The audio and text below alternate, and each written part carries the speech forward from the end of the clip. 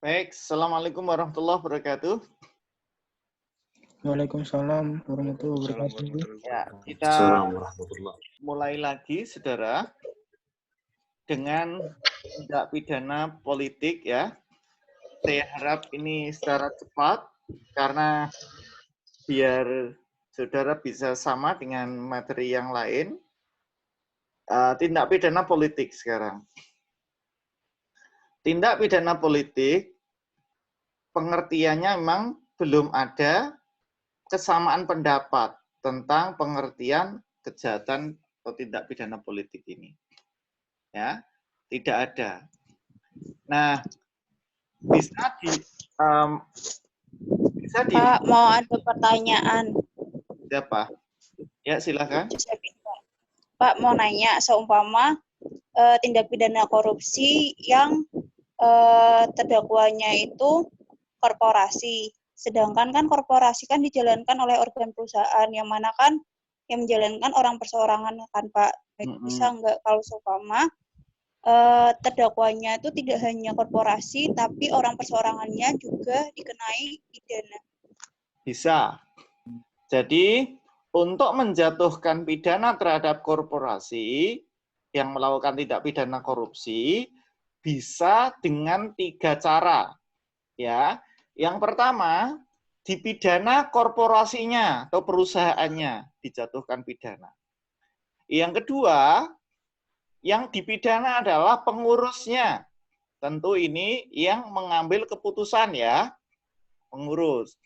Kemudian ketiga, dua-duanya, korporasinya ya kena, orangnya atau pengurusnya juga dipidana.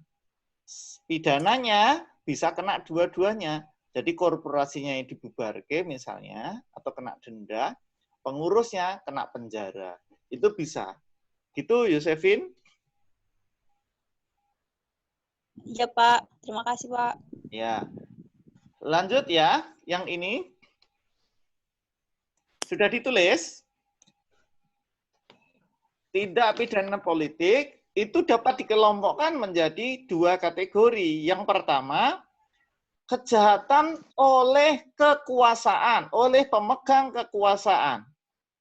Jadi, ini adalah delik mereka yang punya power. Ya, punya power. Misalnya, presiden melakukan delik tertentu. Ya, karena abuses of public atau abuses of power, abuses of political power, misalnya. Maka presiden ini masuk kategori yang pertama. Jadi tindak pidana yang dilakukan oleh pemegang kekuasaan. Kemudian yang nomor 2, kejahatan terhadap kekuasaan. Jadi pelakunya tidak mesti yang punya kekuasaan, tetapi pelakunya bisa orang lain yang memang mengancam kekuasaan atau politik keamanan negara, lembaga negara, konstitusi, lambang negara yang bersangkutan. Jadi ada dua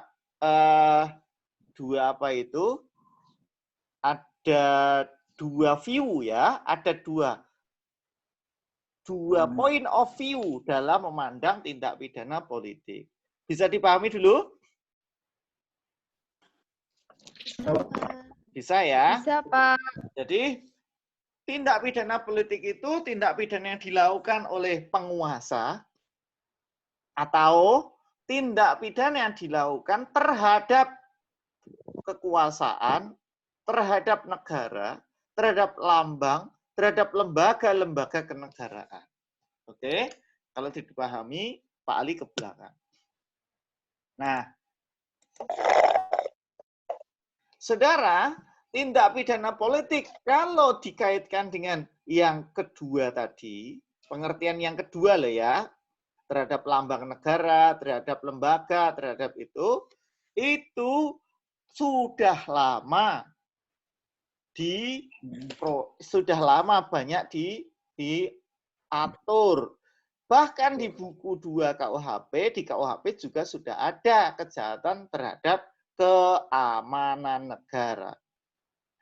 Yang berikutnya, saudara, ada dulu, tapi ini sudah dihapus ya. Nah, saya tulis saja biar saudara. Sekarang sudah dihapus. Sekarang sudah dihapus. Yaitu Undang-Undang PNPS nomor 11 tahun 1963.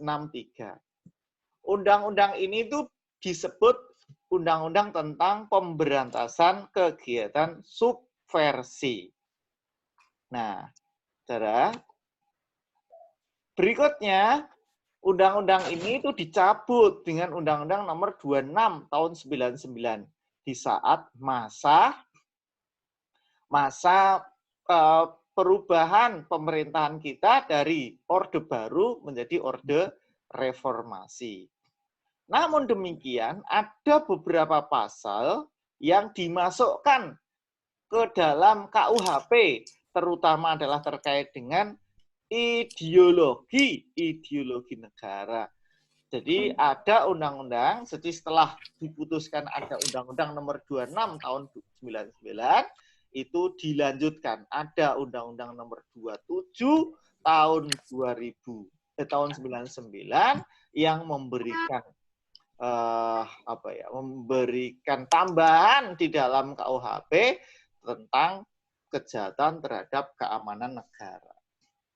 Terus berikutnya, saudara, kita juga mengenal ada Perpu nomor 1 tahun 2002. Kalau saudara mungkin lebih kenal dengan Undang-Undang nomor 15 tahun 2003 tentang tindak pidana terorisme. Nah, tindak pidana terorisme ini juga ada Perpu gandengannya atau pelengkapnya, yaitu Perpu nomor 1 tahun 2002. Khusus untuk tindak pidana. Jadi Perpu terorisme ini nanti Pak Ali jelaskan di belakang. Khusus Perpu terorisme ini dia hanya akan menjerat pelaku-pelaku terorisme sebelum terjadinya, sebelum diundangkannya undang-undang ini, tapi harus melalui undang-undang. Nanti Pak Ali akan jelaskan, ya. Nanti aja Pak Ali akan jelaskan. Ini kan saudara belum, ya. Bentar. Saudara tulis dulu ya. Kelihatan? Kelihatan Pak, sudah Pak. Ya.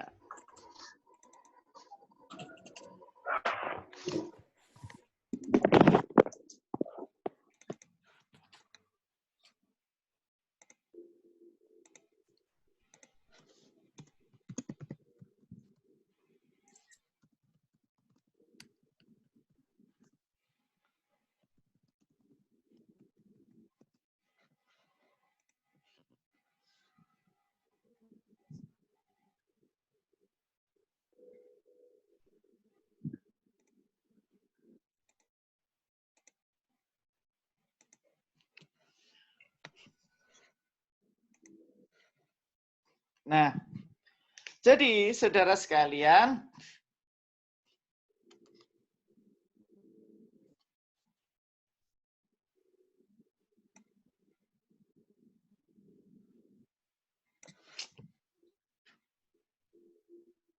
ini bukan Perpu dibatalkan.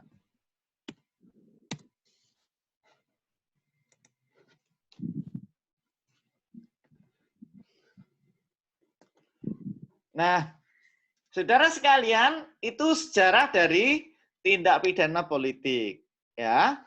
Nah, kita masuk sekarang tindak pidana subversif. Sudah ya ini ya? Kita masuk ke subversif. Nah, tindak pidana subversif. Kenapa Pak Ali masih memakai ini sebagai pelajaran? Padahal ini sudah dihapus, saudara. Ini tetap Pak Ali ajarkan karena di dalamnya ini, saudara, ada beberapa pelajaran-pelajaran penting. Tapi ini enggak usah ditulis ya, enggak usah ditulis. Nanti saya akan berikan ke saudara. Karena biar untuk mempercepat. Intinya saya sampaikan saja. Saudara, tindak pidana subversif itu isinya adalah barang siapa melakukan perbuatan dengan nyata-nyata maksud atau diketahuinya atau patut diketahuinya, memutarbalikkan, merongrong, menyelewengkan ideologi negara. Dulu kita pernah punya undang-undang yang sedemikian karet ya. Undang-undang ini tuh tidak jelas. Memutarbalikkan, merongrong, menyelewengkan ideologi negara itu tidak jelas. Batasannya tidak jelas. Ini banyak dikritik sebagai pasal karet. Ya, pasal karet. Jadi banyak sekali para aktivis yang terjerat dengan Undang-Undang Nomor 11 Tahun 63 ini. Termasuk ya mengganggu, menghambat, mengacaukan industri, produksi, distribusi, perdagangan. Ya, ini banyak sekali. Artinya undang-undang ini memang bukan undang-undang yang ideal, tetapi memang sangat bagus di dalam saat ketika negara dalam keadaan kacau, ya. Negara dalam keadaan kacau ini bisa dipakai. Tapi untuk negara yang dalam kondisi aman, undang-undang ini tidak bisa dipakai. Ini tidak usah saudara tulis. Melakukan pengerusakan, penghancuran ya terhadap fasilitas umum. Melakukan kegiatan mata-mata, melakukan sabotase dan sebagainya. Untuk kondisi negara yang masih dalam kondisi agak kacau, bagus undang-undang ini. Tapi kalau untuk yang sudah aman, tidak bagus. Nah, saudara sekalian, ternyata ini menjadi senjata, undang-undang itu menjadi senjata bagi negara atau pemerintah untuk menakut-nakuti atau sea war pemerintah terhadap mereka-mereka yang melakukan kritik terhadap negara. Oleh karena itu, ketika Indonesia sudah memasuki masa orde reformasi, model undang-undang seperti ini dianggap sudah tidak ideal lagi. Sehingga dicabut. Gitu ya. Bisa diikuti ya, dipahami ya? Bisa. Ya, gitu. Orang saat ditulis sih. Ya. Nah, dicabutnya dengan mana? Jadi ini aja yang kalau misalnya saudara mau tulis ini. Jadi Undang-Undang Nomor 11 Tahun 63 itu dicabut dengan Undang-Undang Nomor 26 Tahun 99. Nah, tetapi di sisi lain, saudara, di sisi lain, meskipun Undang-Undang 11 Tahun 63 itu sudah dicabut dengan Undang-Undang 26 Tahun 99, tetapi ada muncul undang-undang baru, ya, yaitu Undang-Undang 27 Tahun 99 yang masih mempertahankan sebagian norma dari undang-undang subversif.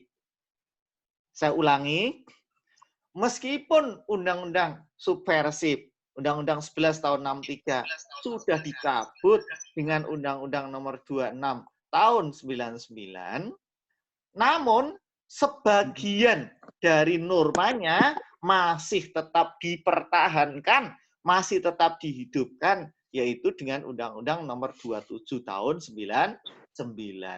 Norma yang dihidupkan itu apa? Yaitu yang pertama adalah di depan umum, di muka umum, baik dengan lesan, tulisan, atau media apapun, menyebarkan komunisme, Marxisme, Leninisme. Ini sudah masuk di dalam KUHP sekarang, pasal 107A. Jadi sekarang kalau KUHP saudara itu cetakan-cetakan lama, maka tidak ada 107A. Ya, setelah itu ada 107A. Ya. Jadi untuk hal-hal terkait dengan ideologi, maka tetap itu diatur. Jadi orang tidak bisa lagi kemudian sembarangan mengkoar-koar, mengkampanyekan komunisme, Marxisme, Leninisme. Itu bisa dipidana. Atau berikutnya, melawan hukum dengan lesan atau tulisan ingin mengganti Pancasila. Ini juga dipidana.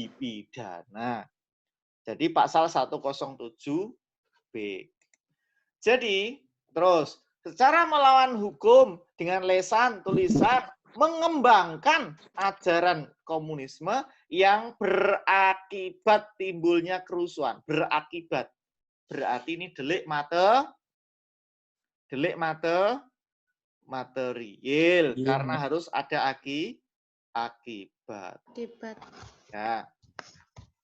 Terus, di muka umum dengan lesan tulisan menyebarkan menggam komunisme dengan maksud mengubah mengganti Pancasila. Saudara, ini sekarang masih ada lanjutannya ya. Ini merupakan bagian dari Undang-Undang Nomor 27 tadi yang saudara harus pahami.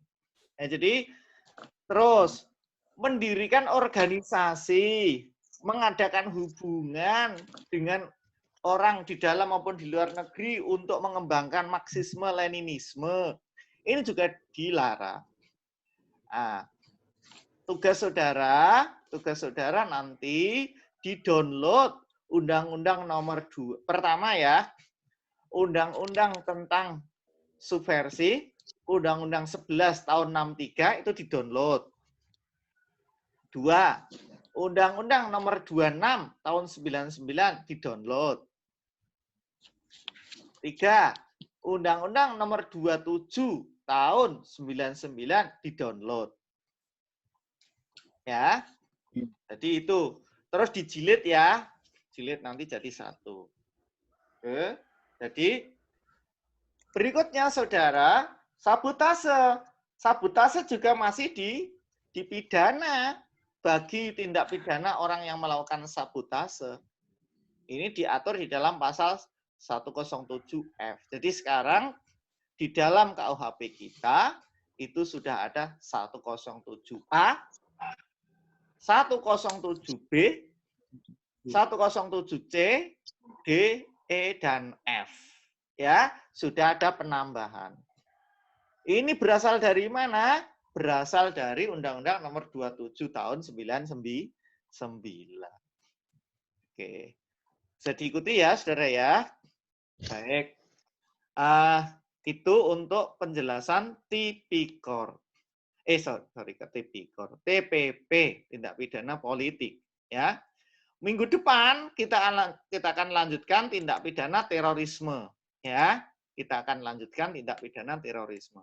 Kenapa terorisme itu menyambung dengan tindak pidana politik? Nanti Pak Ali jelaskan.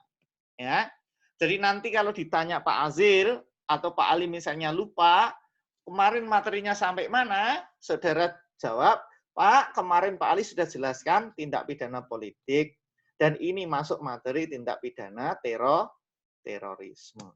Gitu ya. Oke, sekarang semua audionya dihidupkan. Pak Ali akan presensi.